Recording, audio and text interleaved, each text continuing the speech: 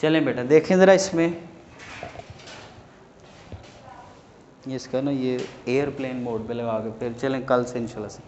देखें बेटा हम हेड टू टेल रूल को यूज़ कर रहे हैं, ध्यान से बस अब सुने। R1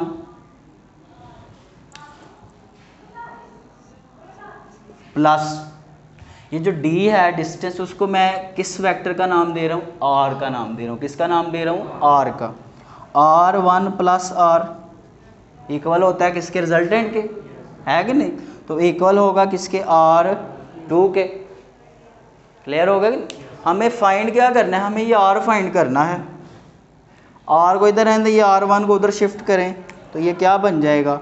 R will be equal to R2 minus R1। Clear हो गया कि नहीं? तो अभी हम इसको सॉल्व करते हैं। तो R इज इक्वल टू, इसमें वैल्यूज पुट करते हैं। तो R2 हमारे पास कितना है? अब R2 देखें बेटा, R2 मैंने इधर पोजीशन वेक्टर्स नहीं लिखे, पोजीशन वेक्टर्स कैसे लिखते हैं वो सुन लें ज़रा। अब जब हमने R1 लिखना है ना, तो R1 किसके इक्वल है? ये जो पॉइंट्स दिए गए ना, ये वैल्यू होती है x की। किसकी वैल्यू होती है? तो इसको लिखें क्या? -2i।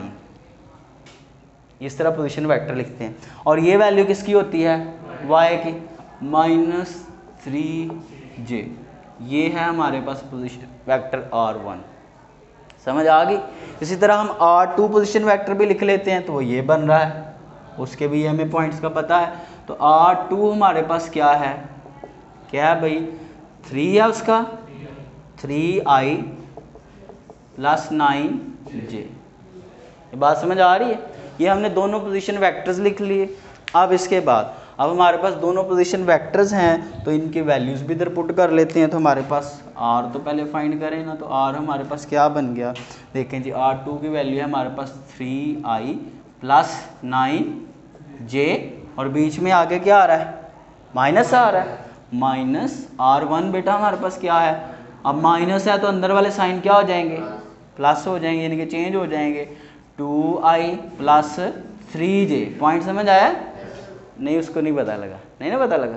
देखें बेटा, ये हमारे पास था ना R2 की वैल्यू हमारे पास किधर अभी हमने लिखी है? R2 की वैल्यू है 3i प्लस 9j, और आगे बीच में माइनस है। R1 की वैल्यू हमारे पास क्या है? -2i minus 3j। तो जब हम माइनस को अंदर मल्टीप्लाई करेंगे तो सारे साइन चेंज हो जाएंगे कि नहीं? ये माइनस वाला प्लस हो जाएगा और ये माइनस वाला भी। अंडरस्टैंड? अब देखें बेटा, इसको सॉल्व करें तो हमारे पास क्या बन रहा है? बन रहा है जी 3 और 2 कितना हो गया? 5i, और 9 और 3 कितना हो गया? 12j। अंडरस्टैंड? अब बेटा ये हमारे पास आ गया है वो R जो हमने फाइंड करना था, लेकिन उसने कहा था कि मैग्नीट्यूड फाइंड करें, यानी कि डिस्टेंस फाइंड करें। क्या फाइंड करें? डिस्टेंस। अब डिस्टेंस बेटा क्या बला है ये भी सुनिए। दो पॉइंट्स के दरमियान अगर आप सीधा डिस्टेंस लेना, यानी कि ये जितनी भी फासला बन रहा है उस फासले को हम कहते हैं डिस्टेंस, और अगर डायरेक्शन भी उसके साथ ऐड कर दें तो वो डायरेक्शन अगर ऐड हो जाए तो बन जाता है डिस्प्लेसमेंट। क्या बन जाता है? तो डिस्प्लेसमेंट जो होती है उसके अंदर दो चीज़ें हैं, एक फासला यानी कि डिस्प्लेसमेंट का मैग्नीट्यूड, प्लस उसकी डायरेक्शन। क्या? उसकी डायरेक्शन। समझ आ रही बात की कि नहीं? तो जब हम ये डी डिस्टेंस हमने फाइंड करना है तो यानी कि मैग्नीट्यूड, यानी कि इसी आर को ही हमने डी का नाम दिया है ना, इसी को डी का नाम दिया है, तो इसका हमने मैग्नीट्यूड फाइंड करना है। तो मैग्नीट्यूड कैसे फाइंड करेंगे? डी यानी कि आर हमारे पास सिंपल किस तरह होता है? एक्स वाले का स्केयर प्लस वाई वाले का स्केयर, उसका फिर क्या ले लेते हैं? Square root. तो 5 का स्केयर प्लस 12 है, 12 का स्केयर और उसका ऊपर स्केयर रूट, ये हो गया 25 प्लस 144, कितना हो गया बेटा? 169, एंड दिस विल बिकम 13। तो यानी कि डी हमारे पास, जिसको डी कह लें या आर कह लें, मर्जी आपकी, वो 13 है। अब बेटा देखें, हमें डी का या आर का यहाँ पे किसी चीज़ का कोई यूनिट नहीं गिवन था, ना किसी चीज़ का यूनिट दिया हुआ है। अगर यूनिट ना गिवन हो तो फिर आप चुप करके साथ लिख देते हैं यूनिट्स। क्या लिख देते हैं? कि जो भी उसके अपने यूनिट्स हैं। क्लियर हो गया कि नहीं? तो यहाँ तक क्लियर है? तो ये हमारे पास आज का फर्स्ट प्रॉब्लम थी। इसके बाद आगे इसको बढ़ाते हैं, कंटिन्यू करते हैं सेकंड प्रॉब्लम की तरफ। कह रहा है भाई a certain corner of a room, किसी कमरे के ख़ास कोने पे आप खड़े हैं, यानी कि कमरे के 4 कोने ना किसी एक कोने में खड़े हो जाएं। आगे क्या कह रहा है, is selected as the origin, और उस कोने को आप क्या मान लें, ओरिजिन मान लें। क्या मान लें, ओरिजिन। आगे भाई कह रहा है if an insect is crawling on an adjacent wall at a point having coordinates 2, 1।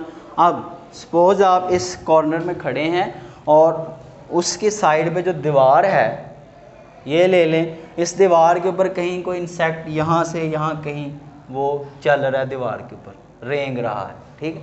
अब आगे क्या कह रहा है, कह रहा है where the units are in metres. अब वो जो उसकी लंबाइयाँ या एक्स की लेंथ लेनी है, वाई की लेंथ लेनी है, वो किस में लेनी है, मीटर्स में। किस में लेनी है, अब उसने यूनिट हमें बता दी हैं।